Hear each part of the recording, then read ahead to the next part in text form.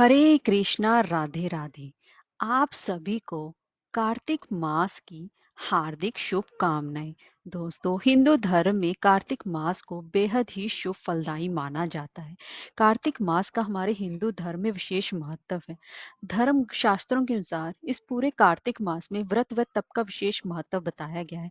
जो मनुष्य कार्तिक मास में व्रत व तप करता है उसे मोक्ष की प्राप्ति होती है।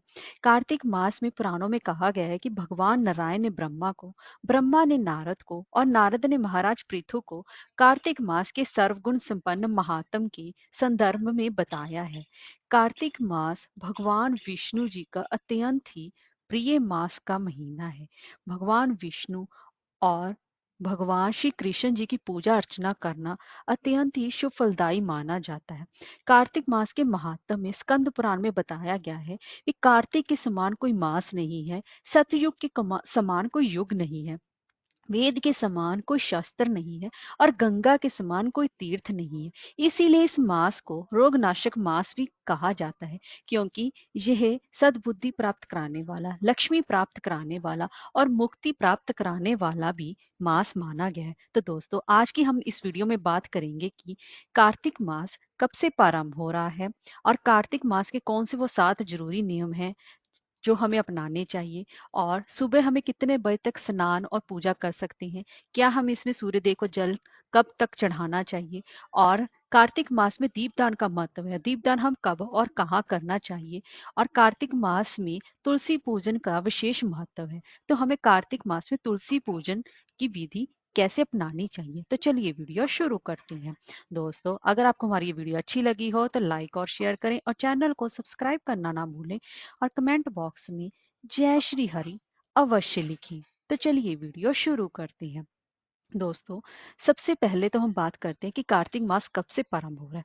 दोस्तों, इस साल कार्तिक मास शरद पूर्णिमा यानी कि 28 अक्टूबर से प्रारंभ हो रहा है, क्योंकि ज्यादातर 99% लोग शरद पूर्णिमा से ही कार्तिक स्नान प्रारंभ कर देते हैं, क्योंकि शरद पूर्णिमा को महापूर्णिमा कहा जाता है, क्योंकि इसी दिन ही भगवान श्री कृष्ण जी ने वृंदावन में गोपियों के संग रास रचाया था, जिसका कि धार्मिक ग्रंथों में बहुत ज्यादा महत्व माना गया है। हिंदू धर्म में इस महारास पूर्णिमा का बहुत ही ज्यादा महत्व माना गया है। लेकिन इस साल शरद पूर्णिमा पर चंद्र ग्रहण की वजह से इस साल शरद पूर्णिमा का त्योहार थोड़ा फीका होने वाला है, और पर कार्तिक मास के जो हमारे नियम हैं वो हमारे नियम शुरू हो जाएंगे। और वो नियम कौन से हैं? पहला है दीपदान। दोस्तों, धर्म शास्त्रों में कार्तिक मास में सबसे प्रमुख होता है हमारा दीपदान करना, क्योंकि इस महीने हम नदी, पोखर, तालाब आदि में दीपदान करते हैं, तो इससे पुण्य की प्राप्ति होती है। और दूसरा है तुलसी पूजा। इस महीने में तुलसी पूजन करना तथा उसका सेवन करने का भी विशेष महत्व बताया गया है।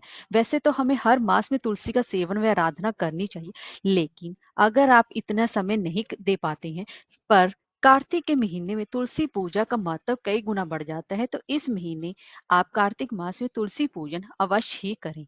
तीसरा है भूमि पर शयन। भूमि पर सोना कार्तिक मास का तीसरा प्रमुख काम माना गया। भूमि पर सोने से मन में सात्विकता का भी प्रचार आता है और अन्य विकार भी समाप्त होने लगते हैं। और चौथा है कि तेल लगाना वर्जित माना गया। कार्तिक महीने में सिर्फ केवल एक बार नरक चतुर्दशी के दिन ही शरीर पर तेल लगाना चाहिए, क्योंकि कार्तिक मास के अन्य दिनों में तेल लगाना वर्जित माना गया है। और इस महीने में कौन सी वो दालें हैं, जो कौन सी चीजें हैं जो नहीं खानी चाहिए? कार्तिक के महीने में उड़द, मूंग, मसूर, चना, मटर, राई आदि, बैंगन, ये सब चीजें नहीं खानी चाहिए। इसका विशेष ध्यान रखें। छठा नियम है ब्रह्मचर्य का पालन करना। कार्तिक मास में ब्रह्मचर्य का पालन अति आवश्यक बताया गया है। इसका पालन नहीं करने पर पति पत्नी को दोष भी लगता है और इसके अशुभ परिणाम भी मिलते हैं। इसीलिए इस महीने आप ब्रह्मचर्य का पालन अवश्य ही करें। सातवां है संयम। कार्तिक मास का अगर आप व्रत कर रहे हैं तो आपको संयम रखना चाहिए। आपको तपस्वियों के समान ही व्यवहार करना चाहिए, अर्थात कम बोलना चाहिए, किसी की भी निंदा या विवाद ना करें और मन पर संयम रखेंगे तो कार्तिक महीने में आपको इस फल की प्राप्ति अवश्य ही होगी। तो दोस्तों अब हम जान लेते हैं कि कार्तिक मास का क्या महत्व है। दोस्तों कार्तिक मास में सबसे ज्यादा महत्व, अगर आप कुछ भी नहीं कर पाए, कार्तिक स्नान का महत्व है। आप अगर आप कोई पूजा पाठ व्रत वगैरह कुछ भी नहीं कर कर सकते, सिर्फ कार्तिक स्नान से ही आप पूरी पूजा का फल प्राप्त कर सकती हैं। लेकिन दोस्तों कार्तिक स्नान हमेशा ही ब्रह्म मुहूर्त में किया जाता है, यानी कि तारों की छाया में। सबसे पहले तो पिछले टाइम के लोग किसी नदी या तालाब पोखर में स्नान करने जाते थे तारों की छाव में। आजकल तो ये पॉसिबल नहीं है, तो इसीलिए आप अपने घर पर ही अपने घर वाले पानी में थोड़ा सा गंगा जल मिलाकर रख लें और फिर उससे कार्तिक स्नान करें। दोस्तों अगर आपकी शारीरिक क्षमता हो तभी आप कार्तिक स्नान का नियम लें। अगर आप ठंडे पानी से नहीं नहा सकते, वैसे तो कार्तिक मास में ठंडे पानी से नहाने का विधान है, यानी कि ताजा पानी, क्योंकि कार्तिक मास में भगवान विष्णु जल में निवास करते हैं। इसीलिए सादे जल से नहाने का विधान है। पर आजकल तो सभी लोग अपने घरों में रहता है, टंकी का पानी आता है जो कि ठंडा होता है। अगर आपका शरीर अलाउ नहीं करता है ठंडे पानी से नहाना, तो आप गर्म पानी से भी नहा सकते हैं। लेकिन गर्म पानी के नहाने में आप गंगा जल ना मिलाएं, इस बात का विशेष ध्यान रखें।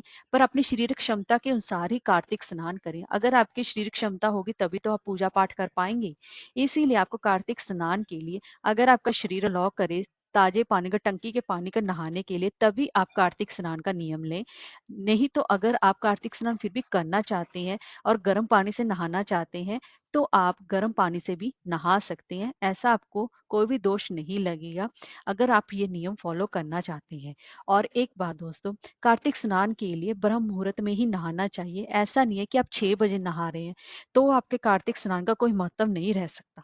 आप 5 बजे तक आप नहा लें। 4 बजे से लेकर, सुबह के 4 बजे से लेकर सुबह के 5 बजे तक आप जितना जल्दी हो सके नहा लें, तभी आपको कार्तिक स्नान का फल मिल पाएगा। और दोस्तों उसके बाद हम फिर आप पूजा पाठ करें भगवान विष्णु जी की। अगर आपने घर में लड्डू गोपाल जी की स्थापना कर रखी है, तब आप उनके लड्डू गोपाल जी की स्थापना की नहीं है तो अब भी कर सकते हैं, और उनकी पूजा विधि आराधना और उनके मंत्रों का विशेष रूप से जाप करें, क्योंकि हरि नाम संकीर्तन से बड़ा और कोई भी इस दुनिया में नाम नहीं है। अब जितना हो सके उतना इस नाम का आप जाप करें। और उसके बाद दोस्तों ब्रह्मचर्य में रहें। ब्रह्मचर्य बहुत ज्यादा जरूरी है, तभी आपको पूजा का पूर्ण फल मिल सकेगा। और उसके बाद दोस्तों भगवान जी की पूजा करने के बाद आप तुलसी पर दीपदान अवश्य ही करें, क्योंकि दीपदान से बड़ा कार्तिक में और कोई भी बड़ा दान नहीं है। और दीपदान हमेशा ही अंधेरे काल में किया जाता है, ना कि सुबह के समय को हम दीपदान नहीं कहते।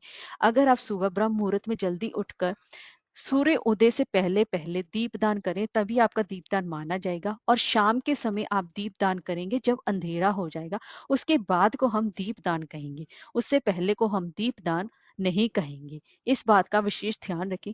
दीपदान के लिए आप अपने घर में दीपक जलाएं, आपके घर में तुलसी है वहां पर दीपक जलाएं, एक दीपक आप आकाश में जलाएं। आपके घर में आंवले का पेड़ है, बिल पत्तर है, वहां पर भी आप दीपक जला सकते हैं। अपने घर के एंट्री गेट पर भी दीपक जलाएं। ऐसे क्योंकि दीपदान करने का कार्तिक मास में बेहद ही खास महत्व है। आपके घर के आसपास कोई तालाब हो, कोई नदी हो, तो वहां पर भी आप दीपदान कर सकते हैं। दीपदान करने का विशेष महत्व है। कार्तिक मास में तो खासकर दीपदान का विशेष महत्व है। जैसे कि आप सभी ने अभी अधिक मास निकल कर गया है, वहां पर भी हमने दीपदान की विशेष महत्ता बताई है, क्योंकि दीपदान से बड़ा कार्तिक मास में और कोई भी दान नहीं है। अगर आप स्नान कार्तिक स्नान नहीं कर सकते, आपकी शारीरिक क्षमता इतनी नहीं है, तो आप कम से कम दीपदान तो आप अवश्य ही करें, क्योंकि दीपदान से बड़ा और कोई भी दान नहीं होता। आप किसी भी, अगर किसी कार्तिक मास में किसी तीर्थ पर जा रहे हैं, तो वहां पर आप 108 बाती, 1008 बाती का, 365 बाती का भी दीपदान आप अपनी समर्था के अनुसार अवश्य ही करें। और दोस्तों सुबह आप सूर्य देव को जल अवश्य ही चढ़ाएं, क्योंकि ऐसे ही आपकी, क्योंकि सूर्य का भी कार्तिक मास में बहुत विशेष रूप से पूजन अर्चन किया जाता है, क्योंकि इस समय सूर्य तुला राशि में जाने कि नीच के हो जाते हैं, और नीच में वो उनकी शक्तियों का प्रभाव कम होने लगता है। तो इसी में सूर्य देव की पूजा उपासना करके हम उनकी शक्तियों को, बल को बढ़ावा देते हैं। इसी वजह से कार्तिक मास में भी सूर्य नारायण की पूजा अर्चना करने का इतना विशेष फल माना जाता है, क्योंकि क्योंकि नीचता की वजह से वो अपना पूर्ण फल नहीं दे पाते हैं।